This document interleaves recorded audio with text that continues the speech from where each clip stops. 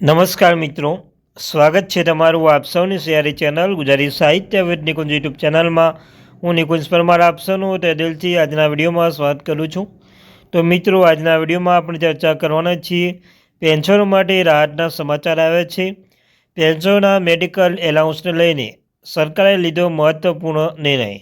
60 વર્ષ ઉપરના પેન્શનધારકોને લાગશે લોટરી.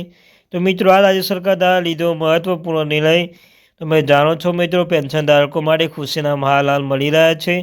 ને બેઠકમાં મહત્ત્વની અપડેટ આપવામાં આવી છે. બેઠકમાં જે મેડિકલ એલાઉન્સને લઈને જે ખૂબ જ ઓછો મેડિકલ એલાઉન્સ છે, તમે જાણો છો તે મેડિકલ એલાઉન્સમાં વધારો કરવાનો નિર્ણય, મહત્ત્વની અપડેટ આપવામાં આવેલી છે. તો તેના વિશે આજના વિડીયોમાં ચર્ચા કરીશું.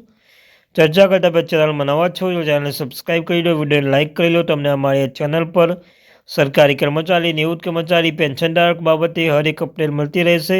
તો આપણી આ ચેનલને સબસ્ક્રાઈબ કરી લેજો. જેમ કે મિત્રો, આપણા જે ગુજરાત રાજ્યના મુખ્યમંત્રી ભૂપેન્દ્ર પટેલ સાહેબે મોંઘવારી ભથ્થામાં 3% વધારો કરી દીધો છે. 55%થી વધીને 58%, 3% મોંઘવારી ભથ્થું કર્યું છે. ઉદાહરણ તરીકે જો 9,000 પેન્શન છે, તેમને પર મંથ મિત્રો 270 રૂપિયાનો વધારો પેન્શન મળી રહે છે. તેમને પેન્શન મળશે, સાથે સાથે 3 મહિનાનું એરિયસ પણ જુલાઈ મહિનાથી મળશે. તો આ વાત થઈ મિત્રો ગુજરાતના રાજ્યની. તો હવે વાત કરવાના છીએ આપણે જમ્મુ કાશ્મીરના પેન્શનધારકો માટે પણ રાહતના સમાચાર છે. જમ્મુ કાશ્મીરના જે પેન્શનધારકો છે તેમને ઘણા લાંબા સમય સુધી રાહ જોઈ રહ્યા, તેમના માટે પણ તે સારા સમાચાર આવે છે. તે મિત્રો બેઠક બોલાવવામાં આવી હતી. બેઠકમાં મહત્વપૂર્ણ નિર્ણય લેવામાં આવ્યો છે. બેઠકમાં કહેવામાં આવ્યું છે તેમને 3% મોંઘવારી ભથ્થું જે સુધી બાકી છે, 3% મોંઘવારી ભથ્થું પણ જલ્દી રિલીઝ કરવામાં આવે અને તેમને મેડિકલ એલાઉન્સ લઈને મહત્વની અપડેટ આપવામાં આવી રહી છે. 300 રૂપિયા જે તેમને મળી રહ્યા છે, 300 રૂપિયા વધીને રૂપિયા 2,000 કરવામાં આવે તેમને માગણી કરવામાં આવી છે. મિત્રો, તેમને હવે પણ જે મેડિકલ એલાઉન્સમાં પણ 2,000 રૂપિયા કરી આપે તેવી જમ્મુ કાશ્મીરમાં જે બેઠક બોલાવવામાં આવી છે. બેઠક જે સાહેબશ્રી કહેવામાં આવી છે, અનેક માગણીઓ કરી છે. તેમને મેડિકલ એલાઉન્સ લઈને વધારો કરી આપવાની વાત કરવામાં આવી છે.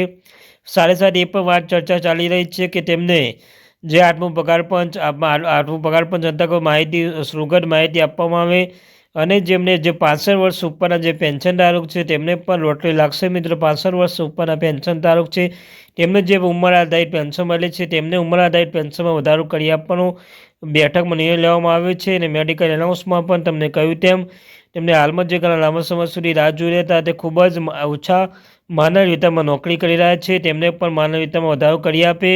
તેમને પણ જે પેન્શનધારક છે તેમના પેન્શનમાં ઉંમર આધારિત પેન્શનમાં વધારો કરી આપે. સાથે સાથે મેડિકલ એલાઉન્સમાં પણ 1,000 લઈને જે ત્યાં ચાલે છે ત્યાં વધારો કરીને 2,000 રૂપિયા મેડિકલ એલાઉન્સમાં વધારો કરી આપે. તેમને મેડિકલ એલાઉન્સમાં વધારો કરી આપે તે માગણી કરી રહ્યા છે. તેમને બેઠકમાં અનેક પ્રશ્નો આપ્યા છે. તેમને બીજો પ્રશ્ન એ હતો કોરોના સમયગાળા દરમિયાન સરકારશ્રી 18 મહિનાનું ડીએડીએસ રોકી રાખવામાં આવ્યું હતું, તેને પણ જલ્દી રિલીઝ કરવામાં આવે. કેમ કે હવે દેશની આર્થિક સ્થિતિ પણ સુધરી ગઈ છે. તેઓ માની રહ્યા છે કે દેશની આર્થિક સ્થિતિ સુધરી ગઈ છે. તેઓ એમ કહી રહ્યા છે કે હવે દેશમાં આર્થિક સ્થિતિ સુધરી ગઈ. તેમને જે કોરોના સમયગાળા દરમિયાન 18 મહિનાનું ડીએડીએસ રોકી રાખ્યું હતું, જમ્મુ કાશ્મીરના કર્મચારીઓ અને પેન્શનધારકોને જે 18 મહિનાનું ડીએ રોકી રાખ્યું હતું, તેમને જલ્દી રિલીઝ કરી કામ કરે તે કહી રહ્યા છે. તે કલ્યાણકારી છે, કેમ કે તેમના બાળકો, તેમના પરિવારો, તેમના જે પણ સગવડ છે તેમના માટે 18 મહિનાનો ડીએડીએસ ખૂબ જ મહત્વપૂર્ણ ભૂમિકા ભજવે છે. તો મિત્રો, બેઠકમાં ડીએડીએસ અંતર્ગત પ્રશ્ન પૂછવામાં આવે તો ડીએડીએસ અંતર્ગત માહિતી આપવામાં આવી રહી છે. સાથે સાથે મેડિકલ એલાઉન્સ લઈને પણ તેમને મેડિકલ એલાઉન્સમાં પણ વધારો કરી આપીએ અને તે 3% ડીએ બાકી છે તે ડીએ પણ વધારો કરી આપીએ. દિવાળી પહેલાં જમ્મુ કાશ્મીરના કર્મચારી અને પેન્શનધારકોને ખુશીનો માહોલ જોવા મળી શકે છે, કારણ કે બેઠક નિર્ણય લેવામાં આવ્યો છે. નિર્ણય પર ટૂંક સમયમાં જાહેર કરશે જમ્મુ કાશ્મીરના કર્મચારીઓ માટે, પેન્શનધારક મિત્રો માટે.